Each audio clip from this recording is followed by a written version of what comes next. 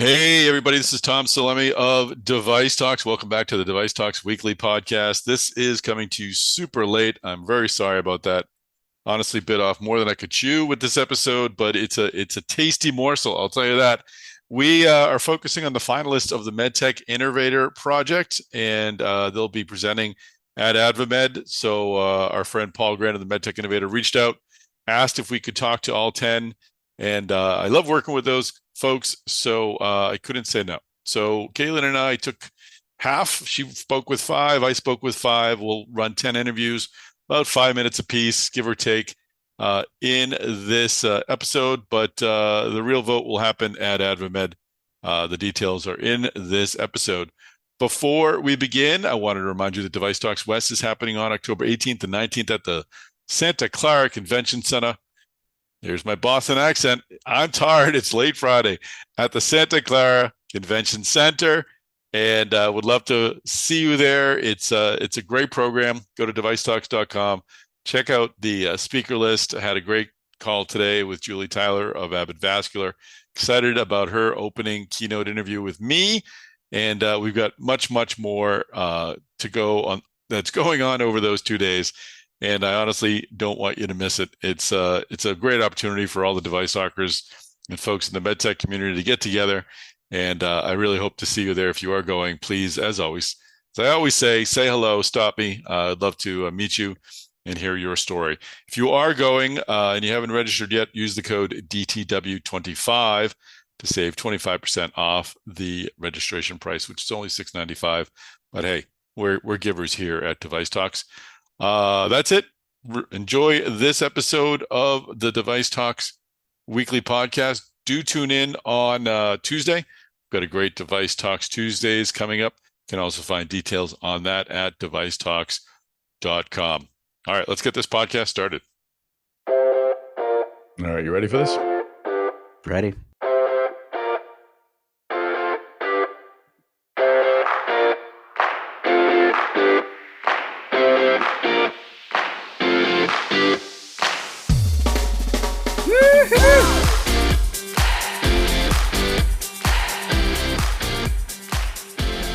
Kayleen Brown, great to have you back on the podcast. Always great to be here, Tom. Oh, it's wonderful to have our old pal Paul Grant of MedTech Innovator back. Paul, welcome back to the Device Talks weekly podcast. Thanks, Tom. Thanks, Kayleen. Great to be here. It's going to be an important conversation. We're going to be talking about your big doings in a couple of weeks at the AdvaMed meeting. Why don't you tell us where we're at right now? What did you announce yesterday? This is September 29th, Friday, when we're recording this. Yesterday, you announced. What'd you announce? We announced the finalists in the two competitions that we're going to be holding at the AdvaMed MedTech Conference, which I believe, as you know, is October 9th through 11th in Anaheim. So it's coming up real soon. We have two competitions there, the Execution Award and our Grand Finals competition. So we'll talk more about the companies in that, but it's 10 companies out of thousands that applied this year. All right. Fantastic. It's a huge undertaking. I know we've sort of gone through the nitty and the gritty of how you folks get all these companies together. Before we get into this particular program and start reviewing the companies, we've interviewed 10 companies, Kayleen and I, for today's episode. So there's going to be 10, probably 4 to 5 minute conversations with each of the founding CEOs, the startup CEOs. So it was a lot of fun. Kayleen, I know you and I both have an affinity for startups. Startups are the best part of the ecosystem, in my opinion. The passion, the enthusiasm, the willingness to go above and beyond. I mean, it's pretty unparalleled. Absolutely. Paul, I'm sure you're pretty fond of them as well. I'm very fond of them. I love startups. That's my job. That's why we named our company MedTech Innovator, because it's all about the innovators. And as one of our strategic partners said several years ago, they said they look back at every single one of their products, and without exception, they could be traced back to an acquisition. So these startups are pretty important. Wow. That's fantastic. All right. So quickly just set the scene for us at AdvaMed. What will selecting the finalists look like? So here's a little bit of, again, what this process was. So we had thousands of companies that applied to be part of MedTech Innovator. We chose 41 early stage companies and 20 companies that were later stage companies to be part of our accelerator. When I say we, I mean our strategic partners chose those companies. They were mentored by those strategics over a 4-month period who worked very closely with the companies. So this is almost like a light corporate accelerator in that way. Like they actually got to work directly with leadership at those strategics. After that process, the strategics nominated their favorites for these 2 competitions. And when I say favorites, I mean they are nitpicking here. These companies are all incredible. Mm-hmm. So to pick the ones for the finals is very difficult in these 2 finals competitions. We give them extremely high bars to do that. And we say, we can only put 10 companies on this stage between these 2 competitions. And they came back with 25 companies. And so that, as you can imagine, you had rock, paper, scissors, and that's how you came up with the 10. Almost.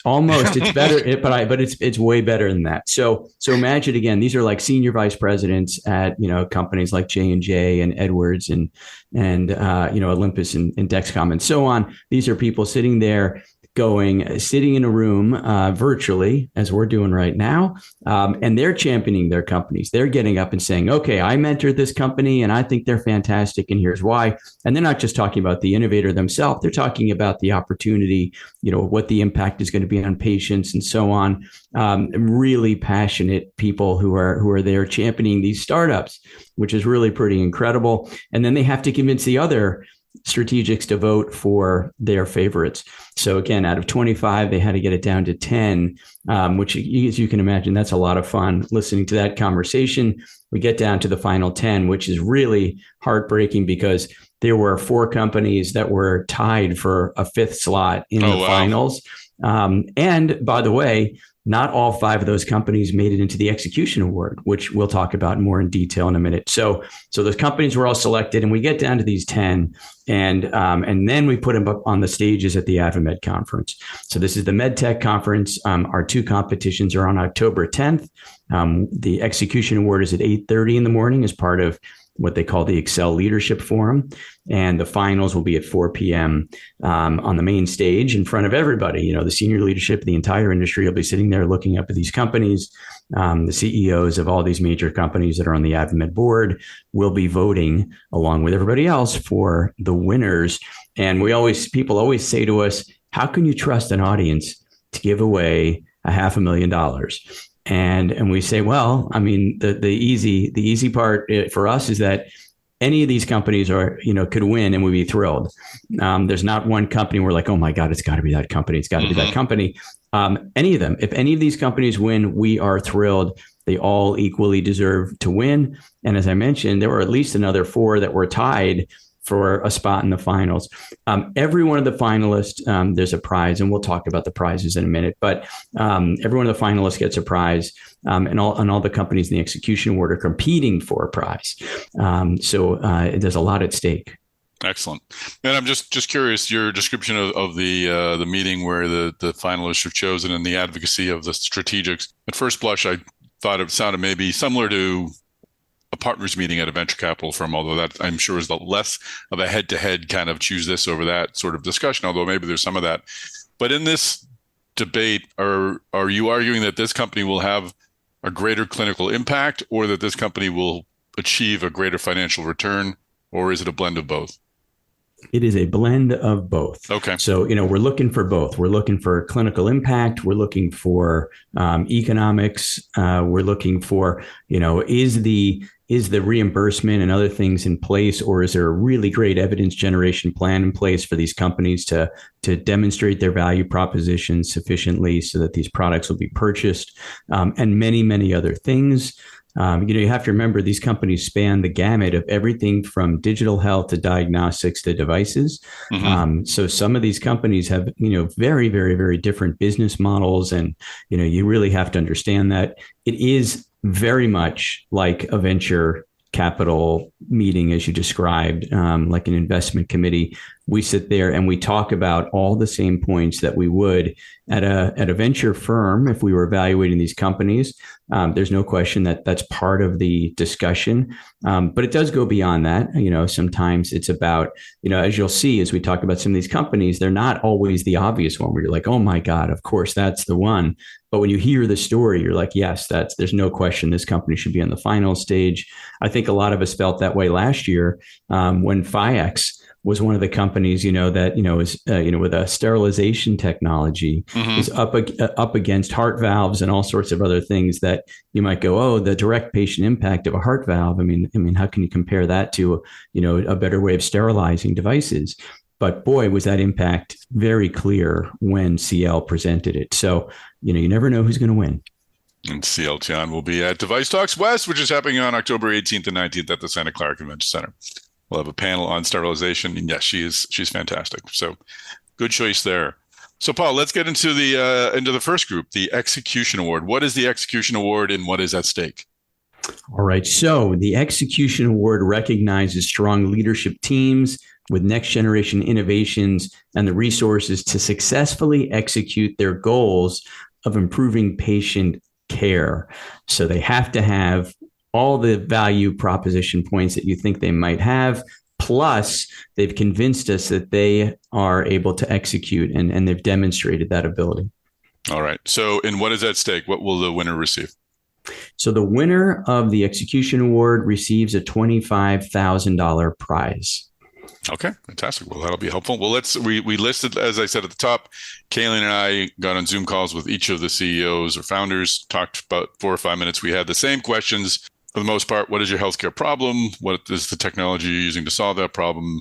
And then if there was room for follow-up, we asked follow-ups about clinical trials and things like that when necessary, just to kind of fill out the picture. So listing, going alphabetically, Paul, why don't you introduce us to the first company, the first of 5 companies up for the Execution Award. All right. Our first candidate in the execution finals is Hypervision Surgical in the United Kingdom. They're developing an advanced computer-assisted imaging and tissue analytics platform. I had the pleasure of interviewing the CEO and co-founder, Michael Ebner of Hypervision Surgical. And Paul, I have to tell you, it was very obvious why Hypervision Surgical is up for the Execution Award. Next up, we'll hear from MedTech Innovator Execution finalist, Michael Ebner, CEO and co-founder of Hypervision Surgical. Michael, welcome to the podcast. Yes, of course. Obviously, it's a great pleasure being here and have the opportunity speaking to you. Michael, can you help our listeners understand what health problem Hypervision Surgical is trying to solve? Yeah, so for surgery, the common goal is always to make sure as well that patient safety is, of course, very high, and sort of precision in removing diseased tissue is also incredibly high. The reality is still, if you have to operate on a millimeter precision level, it's very difficult for a surgeon, even for highly experienced ones, to always differentiate in between, say, kind of healthy tissue to, say, tumor tissue. And if they don't get this decision right, that means complication for the patient. For example, if you take out healthy tissue that may be, functional for the patient, think of brain tissue, where, of course, if you take too much, if you take healthy tissue away, it means it has an impact on sort of patient outcomes very heavily and quality of life for the patient following surgery. But it's also very much where other procedures like colorectal surgery, where it's about identifying diseased part of the bowel due to, say, cancer. And then it's about identifying safe regions around the tumor, resected parts, and join a healthy bowel again. And then the goal is for a surgeon to understand, is that bowel tissue now well perfused? As in, is there enough blood supply for it to heal? And with a naked eye, surgeon cannot always reliably gauge that. So what we're trying to do is, again, providing an objective understanding to the surgeon to really help him or her understand, is not a bowel well perfused? Can it heal well? And hence, can also the patient recover well? And unfortunately, across procedures, when we talked about too, for neurosurgery and colorectal surgery, so bowel surgery, there is unfortunately, even for most experienced surgeons, complications can range from very minor to, unfortunately, also major, which may require repeat surgery, etc. Really ranging from 5% to 10, 20%, depending on the procedures. So it's really a high need to improve understanding of tissue and hence give a surgeon more confidence in making the right choice when it really matters. So it sounds to me like it's more of a limitation. How is Hypervision Surgical attempting to overcome that limitation and help empower surgeons? So we work with a technology that is called hyperspectral imaging. So it's really a technique that captures light that is invisible to the human eye, but incredibly useful to characterize tissue effectively.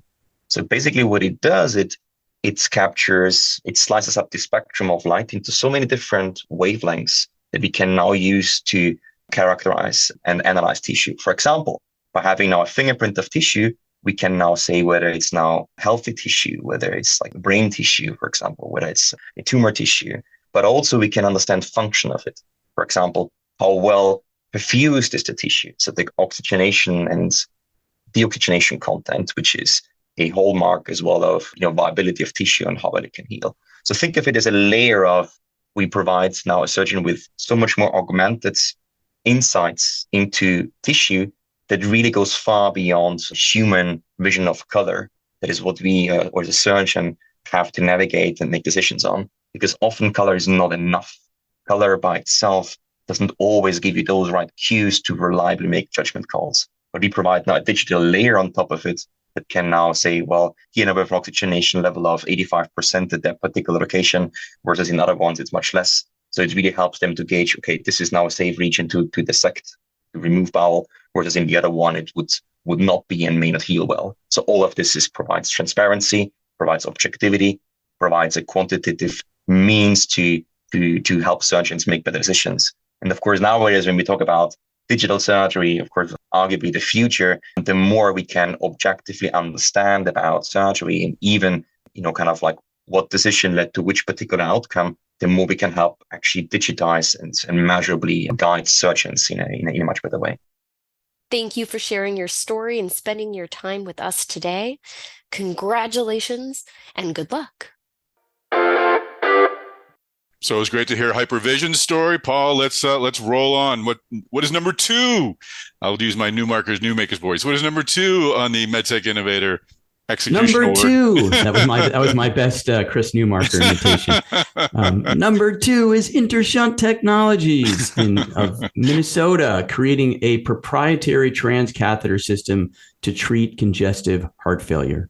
The CEO, Harley Sorkin, really is such a professional. The value proposition and the way Harley communicated how Intershunt can move health forward and help better health outcomes was so impressive.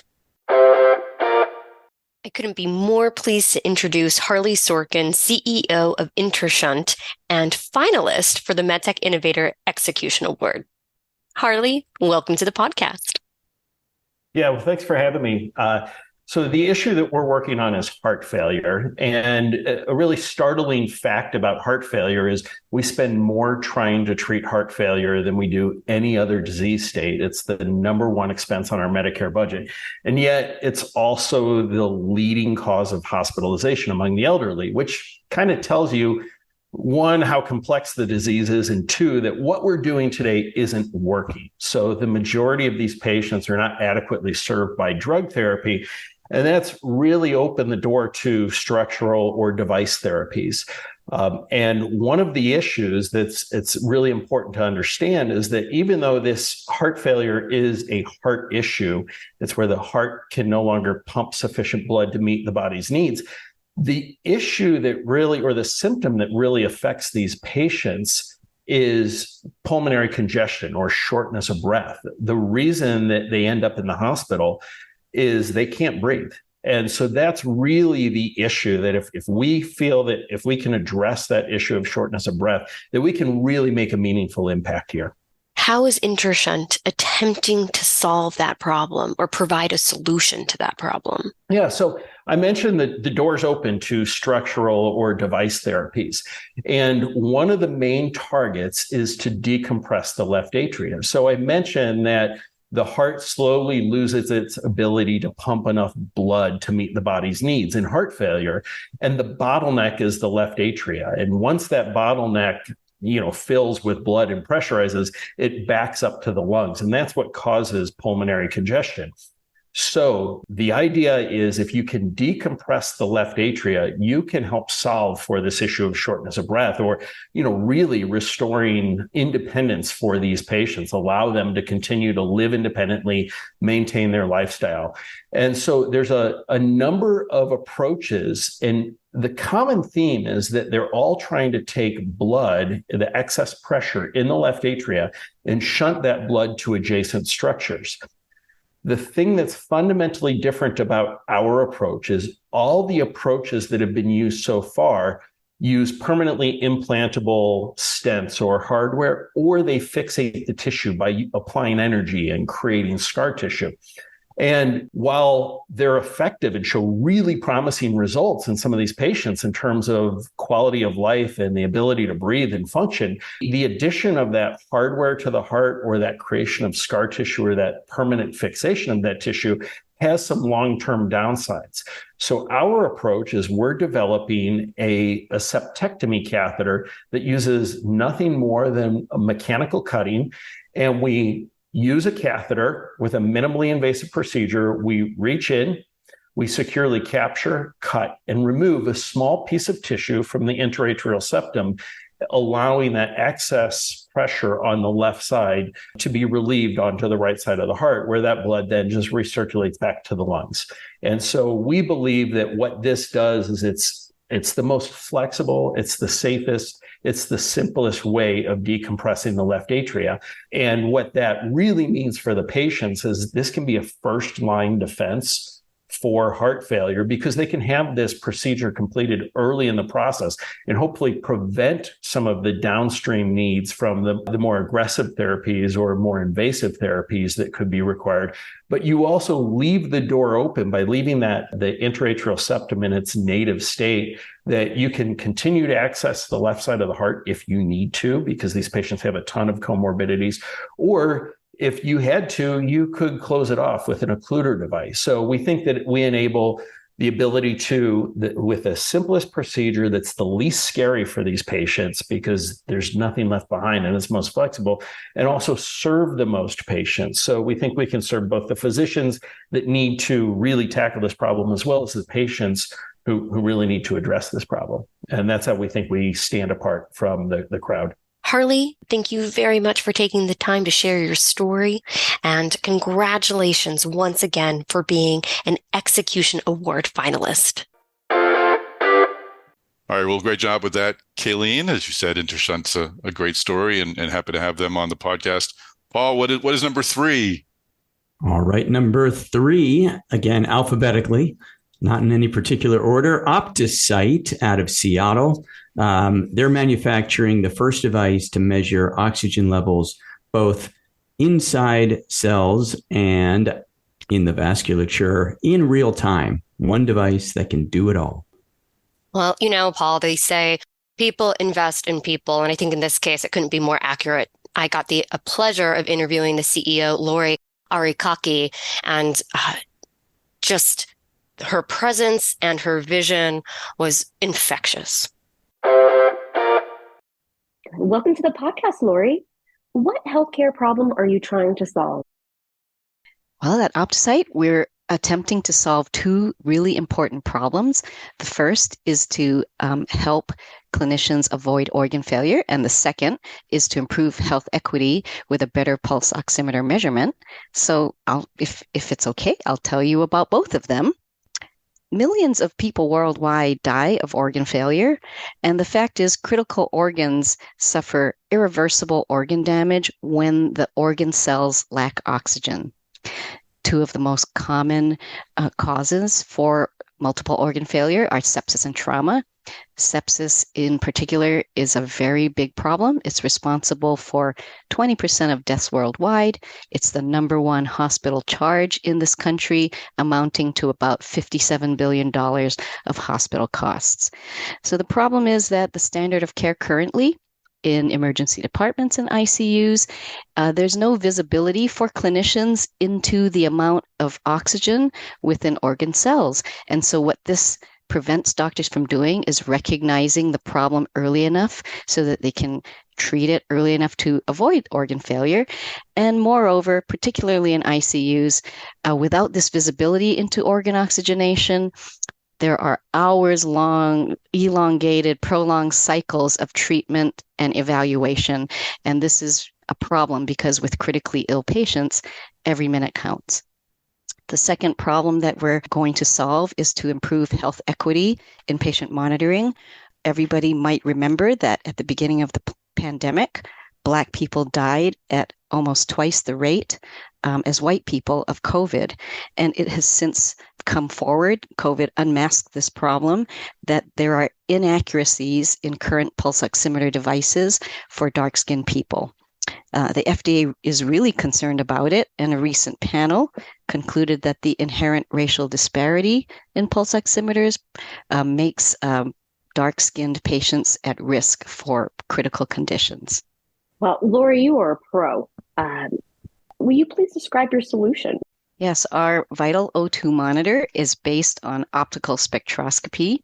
We measure continuous spectra from the visible into the near-infrared region, and we also employ machine learning techniques and algorithms in order to quantify cellular oxygenation. We call our measurement cell O2, and also pulse oximetry.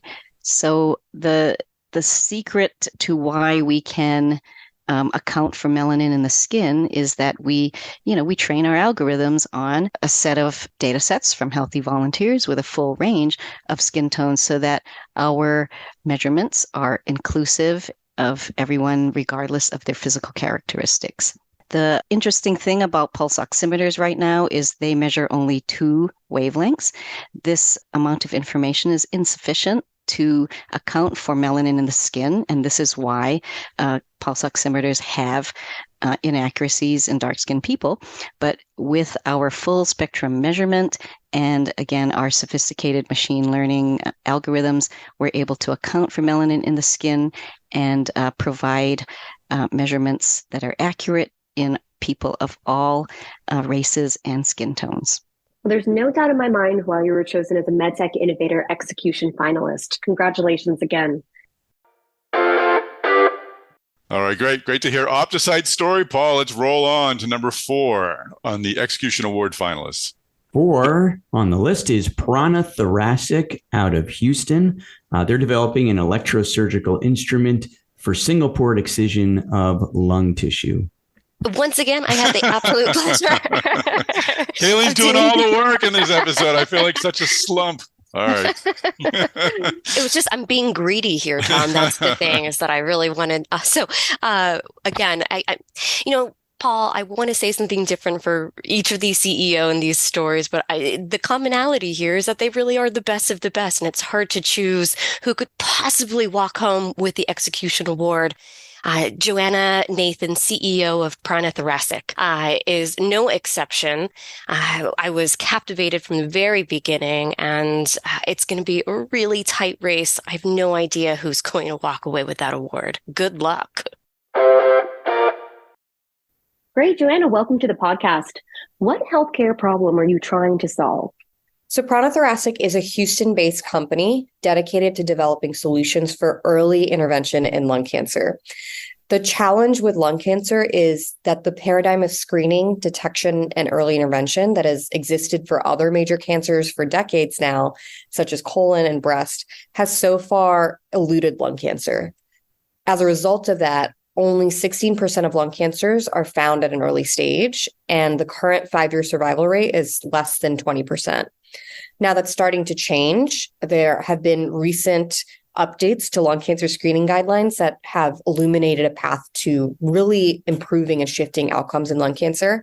However, these advances really rely on actually intervening in early lung nodules. We believe that physicians need a new generation of surgical oncology tools to address lung cancer early.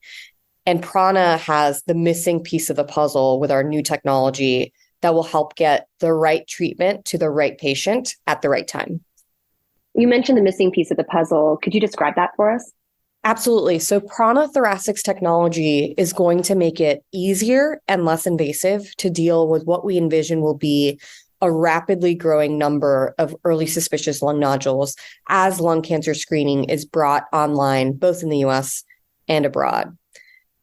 Our hope is that by providing a new tool to thoracic surgeons, we can ensure that we drive early intervention and that we do not miss the window of opportunity to intervene for these patients while their disease is still in its earliest stages. Our team consists of an experienced team of surgeons, engineers, and entrepreneurs, and we're all very excited and aligned on this mission to drive a shift in outcomes for lung cancer patients. Great. Well, Joanna, I have to know, what has being a part of the MedTech Innovator program meant to you? Being part of this program has been a really huge deal for our team at Prana Thoracic. It is our first year of existence as a company, and to be surrounded by a community of peers that are kind of alongside us in the trenches of driving MedTech innovation forward has been a huge help. Again, just from that community perspective of doing that alongside other folks, but also from a shared learnings and shared resources perspective as well. I'm also really proud that we've been able to make a lot of progress in the short time that we've been in the program. So getting our device from prototype to as close to product as possible and really firming up our clinical regulatory strategy. I'm very grateful to all the resources the program poured into us to help enable that. And then to have that recognized through being an Execution Award finalist on a global stage at the MedTech conference, that is such a huge deal to us. Congratulations again on being an Execution Award finalist. All right, take care and thanks again. All right, great. Well, it's wonderful to hear Prana's story. Finally, Paul, number 5 on the Execution Award finalist list is... All right, last but not least, in the Execution Award, we have Sparta Biomedical out of Research Triangle, North Carolina. They're the creator of a truly first of its kind chemically engineered cartilage platform. Thanks, Paul. Let's play the interview that I conducted with Dushyant Surikanti. He is the CEO and co-founder of Sparta Biomedical. Well, Dushyant Surikanti, welcome to the podcast. Thanks, Tom. Glad to be here. Very eager to tell Sparta's story. Tell us, what healthcare problem are you trying to solve? Sure. So I think it's fairly well understood that osteoarthritis has been a problem for many years, decades, and it's one that not only afflicts folks near to us within our family and friend circle, but across the country and across the globe. So that's the problem at the end of the day we're looking to address. And what is the technology that you're using to hopefully solve this problem? So we've come up with a breakthrough device technology known as ORMI. It's a very small device. It's configured like a thumbtack, and it goes in to the area of the body, the knee joint, which, as we all know, is one that takes on heavy load on a day, whether we're doing daily activities or we're doing physical, like sporting type of activities. And over time, we get potholes in the road, so to speak. And the ORMI device, it actually goes in, just like if you were getting your tooth cavity filled at the dentist office, it repairs that pothole so that you're back on your feet immediately, can fully weight bear, and get back to doing the things you love to do. Oh, so who is delivering this therapy? Is it a surgeon, or is it? I imagine it's an orthopedic surgeon. Yeah, that's exactly right. So the treatment paradigm, you start off with minimally invasive approaches after you try out analgesics, and unfortunately, the local injections, they're short-lived, and so it's in that surgical treatment paradigm that the ORMI device will be used in. So this will be implanted by an orthopedic surgeon. And how are we spelling ORMI? ORMI. ORMI. And what's the origin of the technology? So we were fortunate to get into a partnership with Duke University, where the device was invented. And specifically, it's the cartilage mimicking scaffold that the inventor, Ben Wiley, came up with where it mimics all of the properties of hyaline cartilage in its healthy form. That is to say, the tribological profile, the slipperiness, the compressive, and the tensile strength. That galeen is what we call it, is affixed to the titanium base to create ORME. Fantastic. And finally, what sort of financing have you secured so far? I mean, I'm sure winning the contest will help any sort of fundraising efforts you're intending to undergo. But how well are you capitalized, and what do you see yourself needing in the future? Yeah, so we're thrilled to be one of the finalists nominated by the MedTech Innovator Group. But we've also, we've been really fortunate to have very strong investor interest. Had new investors come more recently, along with prior backers, and we just closed an oversubscribed convertible round. Fantastic. All right. Yeah. Well, we're happy to share Sparta's story on the podcast. Good luck. Good luck in the finals. Appreciate the time, Tom. Thank you. All right. So that wraps up our first group, the finalists for the Execution Award. Once again, Paul, what will the winner of that part of the MedTech Innovator program be eligible for or will receive? The winner of the Execution Award is actually getting two honors. Number one, they're being recognized as the Virginia Ribsky Memorial Award winner, which is an award that AdvaMed gives out each year for an entrepreneur who's achieving great things. They also receive a $25,000 cash prize, non-dilutive, with no restrictions. They can spend it on anything that they want. They'll also be profiled in the MedTech Strategist. Fantastic. All right. So before we roll into the finalists, Paul, it's only September 29th, but DeviceTalks Boston is already on my mind. MedTech Innovator has been an important part of the program for the past 2 years. I hope you're laying up at night wondering what you're going to be doing at DeviceTalks Boston on May 1st and 2nd next year. Oh yeah, I'm up every night thinking about it. So DeviceTalks Boston, all kidding aside, is a phenomenal event. We've been thrilled to be part of it for the last 2 years. Can't wait to do it again in 2024. We did something last year that I really enjoyed and was incredibly well received, which we held a first of its kind investor competition. So focused on showing some of these companies to investors. And specifically our graduates. It's the first time we did this. We called it the All-Stars. I think you coined it that, Tom, and we love that term. So these are All-Stars of MedTech Innovator. And what we do is we go to our companies and we say, which of you are currently raising capital? And of course, with our 500 graduates last year, about 50 raised their hands and said, we are. And we said, actively raising capital has to be right now, or have to be raising capital during the DeviceTalks window when the conference is held. And then we selected 21 of them to present to, I think it actually turned to be 22. I think we snuck one more in, 22 companies that got to present to the DeviceTalks audience, and specifically strategics and investors were our target, people who might want to invest in that company. This is a really unique opportunity because, you may not realize it, but a lot of the investors out there, and there are literally thousands who invest in the medtech space, despite what people think, we know who they are. We have a list of every single company that's invested in our portfolio, and it's thousands of investors.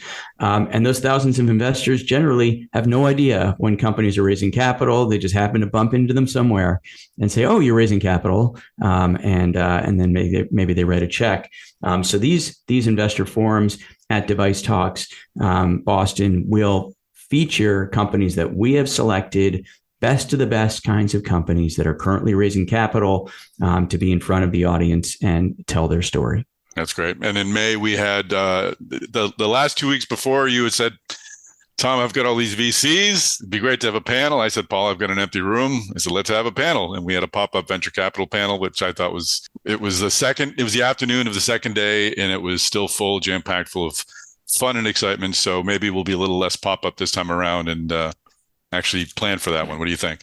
Right. I love that. Yeah, that panel was a big success. We should definitely do more of that. And I would say, as I think you and others pointed out, we really did have a capacity problem last year in that room. I mean, that was still a pretty big room. It was designed, I think, for like 150 people or something. And we said, okay, I think that'll probably be a good size room. We don't want it to be too empty. Maybe, if we made the room too big, people won't be in there. And there were literally people in the hallway standing outside trying to peek through the door. And I mean, a lot of people standing in the hallway trying to peek in. There wasn't one seat. I literally looked through the room and I was like, there's nowhere to sit in this room. It wasn't just when people say, oh, standing. It was literally standing room only. So I think we're looking at expanding the size of the room for this year or 2024, because there was clearly a lot of interest in that venture panel. There was clearly a lot of interest in our startups. It was that way through the whole showcase and through the venture panel. So there's a lot of interest. If you missed it last year, come this year, come 2024. If you were there in 2023, come again. It's going to be all new companies, and you will really enjoy it. And yes, the pop-up venture panel, we'll double down on that and do even more. Absolutely. All right, Paul Grant, well, let us move into the finalist round. Just for a bit of a programming note for folks, Kayleen Brown had to drop off the call, but she's dealing with something very important. But Paul and I are going to finish strong and introduce the next 5 companies, the 5 finalists. Paul, before we get into that, tell us again how the process works. There are judges, but they don't make the decision. Who are the judges and what's going to happen at AdvaMed? Absolutely. So the AdvaMed conference, the MedTech conference, is really fantastic for us and for our companies because it's literally the senior leadership of the MedTech industry is there in the room, from the AdvaMed board members or the CEOs of all these major companies to all the people that work everywhere in our great industry to make these things happen. There's thousands of them in the room voting to pick the winners in this competition. So it is not the judges. We have 4 judges who serve the role, much like a American Idol or The Voice or any of those things. You've got judges and coaches, and that's what they're there to do. They're there to ask questions and move the audience hopefully to a decision. So we'll have 4 judges this year up on our stage. We've got Virginia Giddings, who's the Senior Director of Exploration Advanced Technology for Edwards Life Sciences.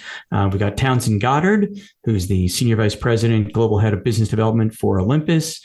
We've got Stephanie Klock, who's the Vice President, Research and Development for Becton Dickinson. And we've got Miran Mandalia, who's the Senior Director of Business Development for J&J MedTech.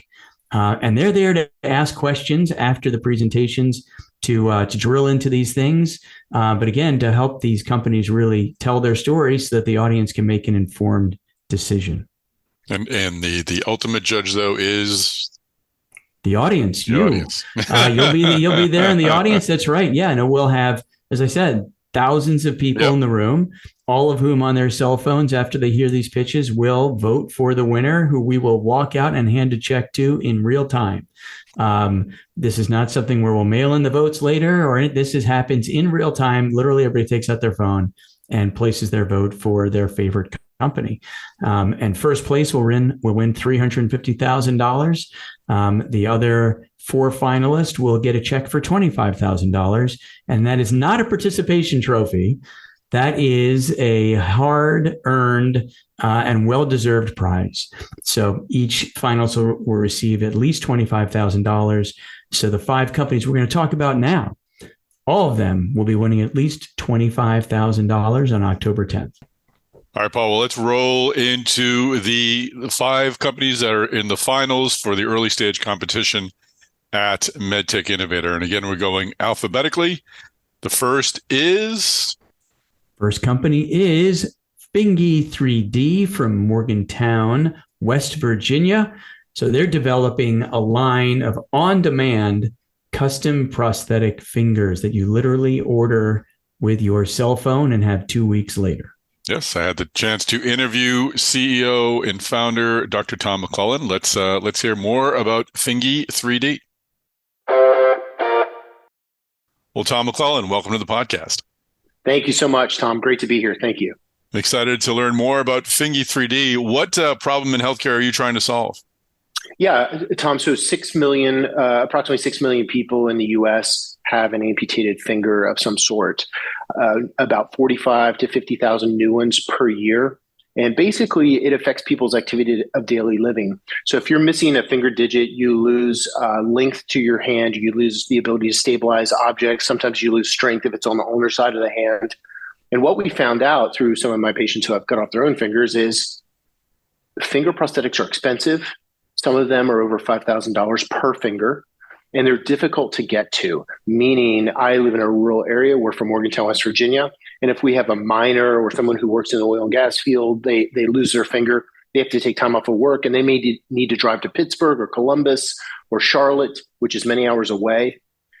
And many times they go for multiple visits. So this is both inaccessible for people with have limitations of travel, as well as unaffordable for the majority of Americans. So what is the technology that you've developed to solve this problem? Yeah, so by going to fingy3d.com, you can basically buy a prosthetic finger for $299 for the very simplest ones and $399 for the more complex ones. Wow. But the way in which we solve this problem is through an application on your phone. You simply take a picture of your amputated finger. Okay. We're using an engineer, but we're training an AI software to take all the measurements of your finger. And then that's transferred to our CAD software where we build a functional prosthetic finger that's then 3D printed out of nylon, which is extremely durable. You can run your car over it, and it's mailed to your house within a couple of weeks. So we believe that eventually this process will be completely hands off of any engineering. You'll just take a picture of your finger. AI will build and design it all, and it's shipped to your house. Wow. So we believe that's terribly disrupting to the market because people, yes, the ones that are made by these companies that are $5,000 are more elegant. They're built out of titanium and carbon fiber, and I'm sure that you can beat them with a hammer and they would be wonderful. However, no one can get to them and they can't afford them. And so people just don't use them. And what we found is when they slide on the fingy, they're like, wow, I feel like I have my finger back.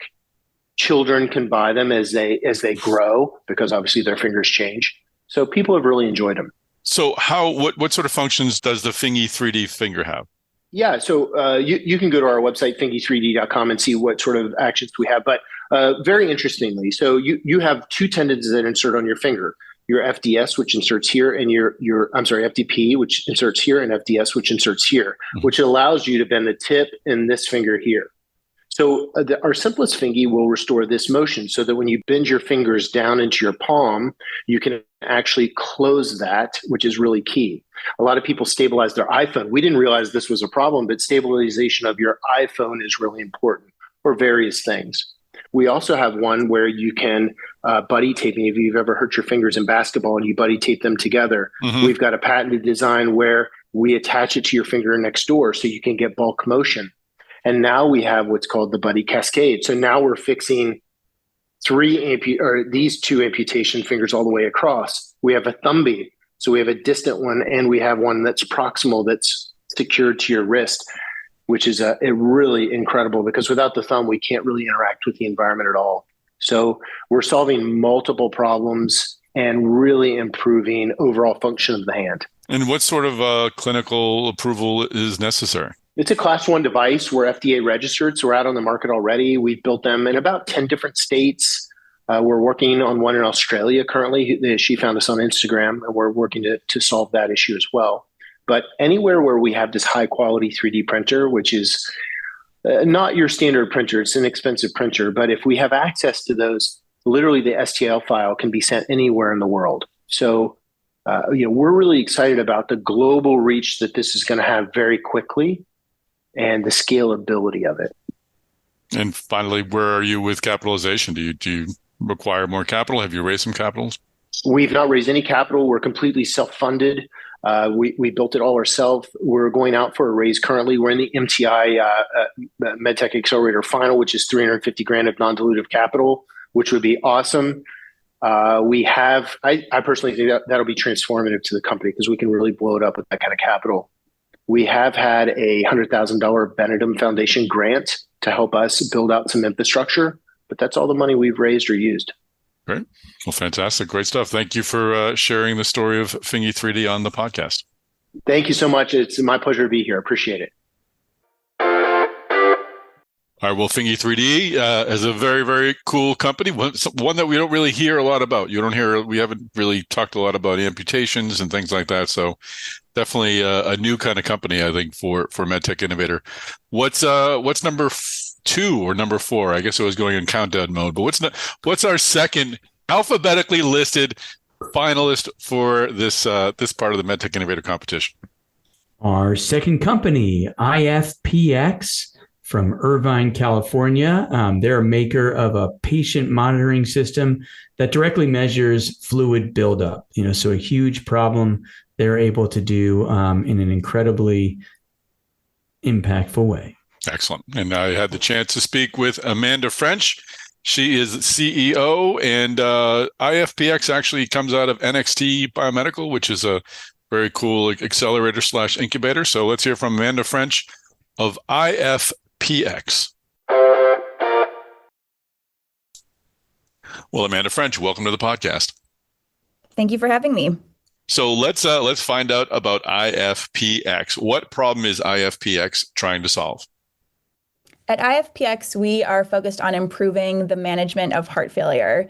Specifically for patients with heart failure, there is a massive issue for repeat hospitalizations and even increased mortality due to fluid overload. And yet today, clinicians really don't have a way to measure fluid buildup in patients, making the management quite challenging. And how is IFPX going to solve this problem? At IFPX, we've invented the first and only patient monitor that directly monitors congestion. And so the product is a subcutaneous implant that is able to directly track changes in the interstitial space by monitoring interstitial fluid pressure. And we've been able to show that we can do this in animals on a chronic basis. And not only that, we've also shown that interstitial fluid pressure is directly related to core hemodynamic parameters. And so our vision is that we will be able to leverage this data alongside other relevant information that we can gather from the device in order to hopefully support a more proactive treatment for patients with heart failure. Interesting. What is the origin of your technology? So the technology is actually inspired by this concept called the Guyton capsule. There's a physician who back in the 70s established that you can create a fluid pocket and use that in order to track interstitial pressure. And he proved that interstitial pressure is very relevant clinically. The only issue historically is that typically that fluid pocket only lasts for several weeks. And so the really core insight with the invention that propels our technology is the ability to actually preserve the fluid pocket long term in order to continue tracking interstitial fluid pressure. So it's really an invention that's inspired both by clinical history and well-established literature alongside a deep understanding of the unmet need for patients and clinicians. And what does your clinical pathway look like? We anticipate clinically being a de novo device. We are currently focused on preparing for our first in-human pilot, and then ultimately would work through the U.S. regulatory pathway to become available to patients here. And final question, I know you started in the NXT Biomedical, I don't know if we want to call it accelerator or incubator or how NXT defines itself, but what are the future plans for the company? Are you spinning out entirely or have you done so already? Yeah, so we are currently a project within the NXT Biomedical Incubator, which is formed by a team of Edward's colleagues I met over a decade ago. In conjunction with our financing, we are working towards spinning out and forming an independent company in advance of our first in-human pilot. Fantastic. Well, thank you, Amanda French, for joining us on the podcast. Yeah, thank you again for having me. I appreciate it. All right, Paul, let's roll into our third finalist. Who is next? Our third finalist is Narava from West Lafayette, Indiana. So this is a company that's developing wearables to track epilepsy and, importantly, to tackle a huge problem, which is sudden death. That is a silent killer and is something that we don't have a good way of presenting, and they're going to do it. Excellent. Well, I got to speak with the co-founders, Jay Shah and Vivek Ganesh Oh, yes, they're both of Purdue. So my son, of course, is there. So I had a chance to ask them for some restaurant recommendations and such because we're going out next week. So let's hear from Vivek Ganesh and Jay Shah of Narava. Well, Jay Shah and Vivek Ganesh, welcome to the podcast. Thank you. Thanks for having us. Thanks a lot. Appreciate it. So Vivek, tell me, what problem is Narava trying to solve? Of course, sudden unexpected death in epilepsy or SUDEP kills about 4,000 Americans every year. 35% of the epilepsy population do not respond to anti-seizure medications, and SUDEP is the leading cause of death in this group. There's currently no device on the market that effectively monitors for SUDEP risk. And so Narava is building on our discovery of a potential mechanism of action behind SUDEP. And so we're developing wearable devices that detect seizures, cardiorespiratory dysfunctions, and SUDEP risk. And then we alert caregivers to intervene, potentially saving thousands of lives. That's great. Jay, can you tell us a bit more about the technology that's allowing you to do this? Yeah, absolutely. So our device is a patent pending system, but it consists of a neck and an arm wearable that wirelessly monitor key physiological signals associated with these sudden death events. So that includes seizures as well as cardiac and respiratory activity. So we're designing our wearables to be worn at night while patients are asleep, since that's when most cases of SUDEP actually occur. And so what would happen is both wearables, they're collecting this physiological data and they communicate with a smartphone app via Bluetooth. On our app is where our novel detection algorithm resides, and we can alert a caregiver of these life-threatening situations so that they can provide life-saving intervention. Some of these interventions include CPR, which has been shown to be 100% successful if administered in a timely manner. There's also rescue medications, arousal, and kind of just lifting the patient up, touching them, talking to them. In addition, the data we're capturing can also help physicians get a better understanding of these patients' seizure profiles and a holistic representation of their epilepsy. So with the data that we can capture, we can also help these physicians mitigate the risk of SUDEP in the long term as well. So both in the immediate emergency situation as well as in the long term, our device can provide value and benefit to these patients. And Vivek, I may have missed this, but what exactly are you measuring or what signals are you picking up? Right. So SUDEP occurs because of a seizure and a seizure-induced cardiorespiratory collapse. That's pretty well established in literature and what we have found through our research as well. And so what we monitor with our arm wearable is motion and motor activity that is indicative of a seizure. And so that's what we pick up there. And then with our neck wearable worn on the neck of the patient, we actually monitor raw cardiac and respiratory signals so that any dysfunctions in those signals we can identify and then alert. So this way, it's a very multimodal approach, monitoring all of the independent signals to make sure we can capture these events. That's great. And what sort of clinical pathway are you looking at? So we've developed a stepwise approach. We did a pre-sub with the FDA a couple of years ago. It's essentially a 510K that we're going after. We're a class 2 medical device. So it's 2 independent approvals where, a class 2, a 510K for the arm wearable for seizure detection, and then a 510K for the neck wearable for cardiorespiratory monitoring. Great. And final question, quickly, just a little bit on the origin of the technology. Where did it come from, and what does your financing plans look like? How is the creation and the spinning out of the company going? Absolutely. So, Jay and I, we met in grad school when we both joined Purdue to do our PhDs. The lab that we joined was specifically doing epilepsy research. So that's how we got into the space. We've been doing epilepsy research for over a decade, and that's when we discovered that potential mechanism of action behind SUDEP, which was really the genesis for us to then found Narava about 4 years ago now, so the summer of 2019. We're a seed stage company. We're excited that we recently just oversubscribed on our $2 million round, closing on 2.1. We've got strategic investors as well. We've completed the development of our prototype system. We've actually conducted usability studies already with the devices. We've got some really exciting clinical data and algorithm performance. And so right now we're actually ramping up and gearing up for our FDA submission. Our goal is to launch the product in 2025. Fantastic. All right. Well, it's a great story. Thanks for sharing it on the podcast. Absolutely. Thanks a lot, Tom. Thanks, Tom. All right. Well, that is Narava's story. Paul, let's roll on to our next finalist. So our next company up, Tom, is Neurotex from the United Kingdom. And they're developing a silk-based surgical nerve repair technology. It's biodegradable, something that, what they say, after a little while, it's just you. That's all that's left. And really amazing for nerve repair. Yeah, no, very cool company. I had a chance to speak with the CEO, Dr. Alex Woods. And another, I don't know how many unique companies you can have in one round, but this is another unique approach to solving a very important problem in healthcare. So we'll hear from Alex Woods, CEO of Neurotex.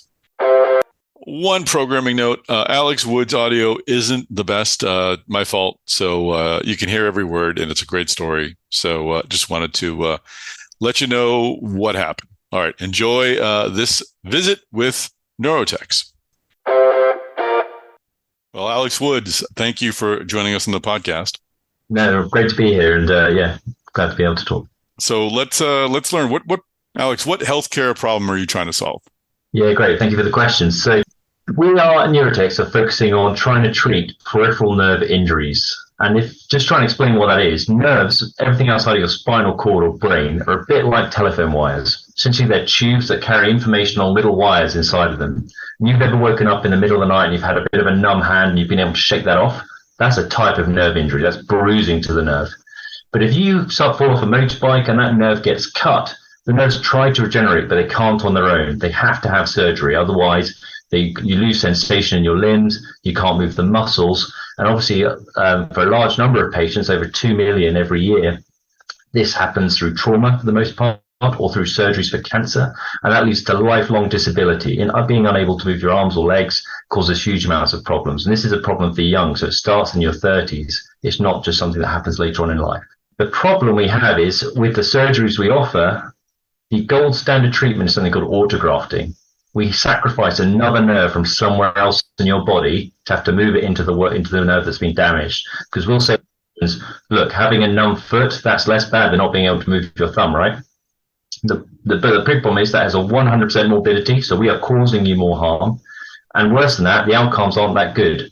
So beyond about 4 or 5 centimeters, where those nerve gap ends get pulled apart, the success rate is only about 50 to 60%. And on top of that, 27% of patients get further problems from their donor site. So they get painful neuromas or infections. It causes a lot of problems. So what is the solution Neurotex is providing? So here at Neurotex, we're a combination of surgeons and zoologists, and we exploit the crazy regenerative properties of silk, which I know have been quite popular and people are using them in all sorts of clever ways. But essentially, we use the silk from all of your clothes to make a silk tube that's flexible. It can be gamma radiated, so we avoid all the problems with ethylene oxide that are a growing concern, and it's really cheap and easy to make. But our key secret sauce here is we use luminal silk, so we put silk down the middle of our fibers, and that comes from spiders or moths. And human tissue loves growing across silk. It's like the nerve axons grow along it like a rose trellis, and that seems to be the secret ingredient that allows nerves to regenerate over huge gaps. We've yet to find a maximum distance that we can't bridge with silk. And this is really opening up the opportunity to repair nerve injuries on day one with a simple operation from any subspecialty surgeon. So whether you're an orthopedic surgeon like me, or a plastic surgeon, or a maxillofacial surgeon, or a breast surgeon, you can put a plug-and-play device straight into your nerve injury, and the patient starts recovering straight away. And even more exciting is it all resolves and disappears over time. So once all that silk is dissolved, your nerve is regenerated, you're left with nothing but yourself, and you've avoided all of those painful costs of the second operation, the expensive theatre time, the harmful procedure that you otherwise would have had to have beforehand. So where are you in product development?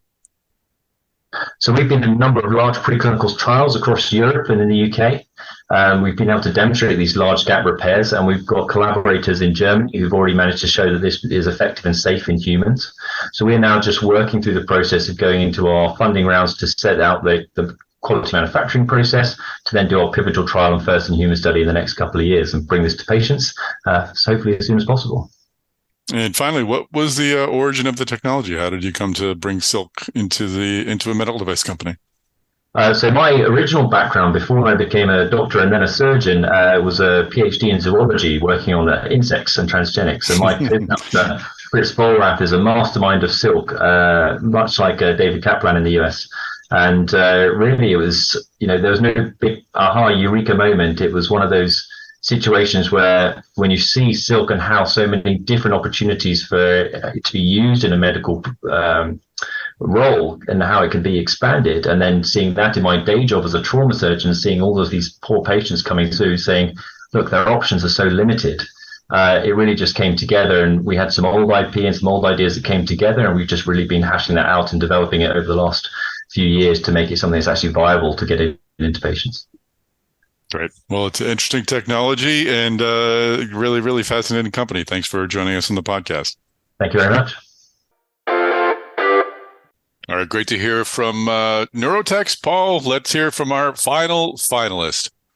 All right, our final finalist is Stroke DX from Yorba Linda, California. They're making a portable stroke diagnosis technology. We've seen a whole bunch of companies like this in the finals in MedTech Innovator over the years and other places. And these guys are doing something unique, I can tell you for sure.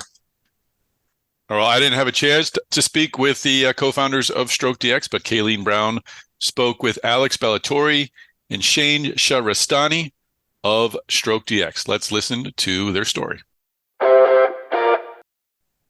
Alex, Shane, welcome to the podcast. Thank you for having us. It's really my pleasure. Let's start with the big picture. What healthcare problem are you trying to solve?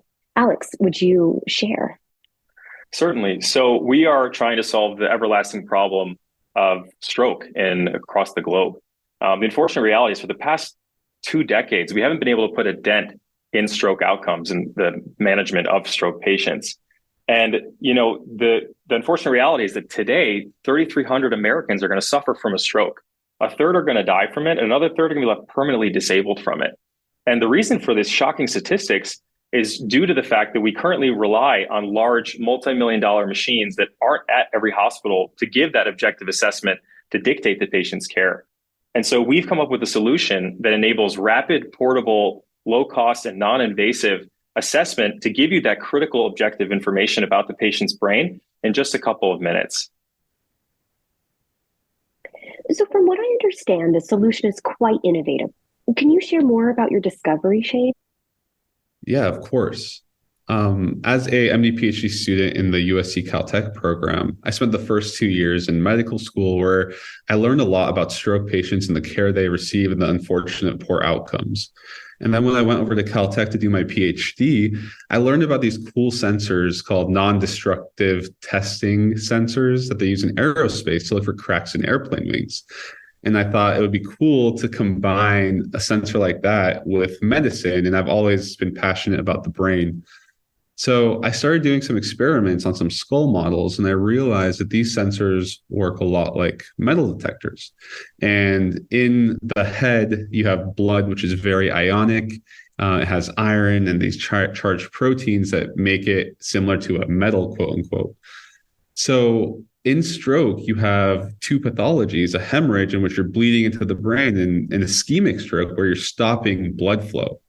And one has too much blood, one has too little. And we can use these sensors to quickly, as a point of care device, tell if there's a difference in the patient's brain compared to big, bulky equipment like a CT or an MRI, which is a current standard of care, with the hopeful possibilities that we can make stroke care more efficient and more directed for patients because time is brain. What does being chosen as a MedTech Innovator finalist mean to the two of you? It means the world to us, honestly. This program has been the most impactful thing that we've done this entire year. It's really honed our focus through the individuals at MedTech Innovator, through the incredible mentors we were partnered with over the past several months, as well as the cohort companies we were able to learn from and be inspired by. So it's single-handedly been the most important thing, and to be recognized as a finalist is incredibly exciting for us. And we're really excited to be able to share the stage with some other incredible companies and show the AdvaMed conference, share our mission and show what we can do in the coming years. Yeah, and I totally agree. I want to echo what Alex is saying. Super thankful for the MTI leadership, our mentors, the people we've met, and the cohort companies especially, because they're going to change how medicine is provided to people all around the world. And thank you again for having us on this podcast. It's been an absolute pleasure. Well, thank you, gentlemen, and have a great rest of your day. And congratulations. All right, take care, guys. Excellent. Thank you so much. All right, Paul, that concludes our review of all the finalists for both categories of contests that'll be happening. What's the date again at the MedTech Conference? So this is going to be October 10th at the MedTech Conference in Anaheim. So that's coming up soon. If you're an investor, by the way, they do have a free code, a free registration. Just go through the registration process and choose investor. It'll zero out your cost, but somebody at AdvaMed will have to review that and approve you. So that's an opportunity if you're an investor to come for free. And in general, we're all going to be there. We'll have all 61 companies from this year's MedTech Innovator cohort. They'll all be there showcasing throughout the conference on the 9th, 10th, and 11th of October. But we'll look forward to seeing you guys, especially on Tuesday in both this execution award competition and our finals. Anyone who's even in the exhibit hall pass gets to come to the finals competition as well. So you don't even have to have a full conference registration, although of course I recommend you get one. But if you just get an exhibit hall pass, you can come to the finals 4 p.m. on the 10th of October. And I know Sean Hooley, our associate editor of Mass Device, I believe will be out there covering the conference. So I'm sure he'll be sitting in on this presentation. And then he's going to make the trek up the Pacific Coast to Santa Clara, where he'll be helping out and playing a huge role at DeviceTalks West. DeviceTalks West. Which is happening on October 18th and 19th. If anyone's wondering, this is why MedTech Innovator is not putting on a show at DeviceTalks West, because it was so close to their grand finale. No one wanted to torture these poor people. They're very nice. So they are very nice. We're giving them a week off at least. Yes. We'll have at least one member of our team there. Diane Bowie will be there, but we will not be able to do a full MedTech Innovator extravaganza at DeviceTalks West this year, because as you said, we're going to be barely recovering from having been 3 days of AdvaMed. Plus, on the 12th, we have our BioTools Innovator finals and capstone event literally the next day after AdvaMed down in La Jolla. So it's going to be a very busy week. That's another whole cohort of companies and all these things that we're talking about. So yeah, no rest for the weary. All right, terrific. Well, so MedTech Innovator, though, will be at DeviceTalks Boston. We'll start having our conversations as to how and where they'll participate, but it's going to be bigger than last year for sure. And we really enjoy working with you folks. So eager to get those conversations started. Yeah. Thanks, Tom. We love working with you. We love DeviceTalks. Our companies have said great things about it. That's why we're so excited to partner with you again. And we really appreciate your featuring all of our finalists here. Makes such a difference for these companies to get this exposure. They are, without question, the future of the medtech industry. You know, as I said earlier, some of these major strategics will tell you all their acquisitions led ultimately to the products they have today. And that means that these companies are next up on the list. So get to know them. And I appreciate you're giving them some airtime. Fantastic. Absolutely. And all right, we'll wrap things up, folks. Please subscribe to the DeviceTalks podcast networks and get future episodes of DeviceTalks Weekly, Abbott Talks, Boston Scientific Talks, Intuitive Talks, and Stryker Talks. And we'll have more talks coming down the way. Please share this episode on your social media channels so we can give these great companies as much publicity as possible. And of course, find me on LinkedIn, Tom, Salemi. You can find Chris Newmarker there as well. Chris, as in a Newmarker, he's the executive editor of Mass Devices. You can find Kayleen Brown is there as well. She's managing editor of DeviceTalks. So please do share this podcast and connect with us. And if you are not sharing, shame on you, but please still do connect with us. We'd love to be part of your networks. And Paul, where can folks find you on social media land or LinkedIn or wherever you're at? You can find me mainly these days on LinkedIn. Yeah. That's my main home now on the social media circuit. So you just look up Paul Grand, MedTech Innovator, and you'll find me on LinkedIn pretty easily. I'm happy to connect with you if I actually know you. So at least send me a message and tell me, even if you said, hey, I heard you on the DeviceTalks podcast, at least then it sounds like you're not just one of those people saying like, "Hi, you look like somebody that is worth connecting with on my network," and so let's connect. Don't do that. Don't do that. But please do reach out to me, and of course, like, follow, and subscribe to Device Talks. As a diehard listener, I'll tell you this is the best podcast around. Oh, thank you, sir. And folks, I hope you'll join us at Device Talks West. It's happening October 18th and 19th at the Santa Clara Convention Center. Go to devicetalks.com to see the agenda, the speaker list, to register. And when you do register, use the code DTW25 to save 25% off the price of admission, which is already incredibly low. But we're just givers here at Device Talks, Paul. We give and we give and we give.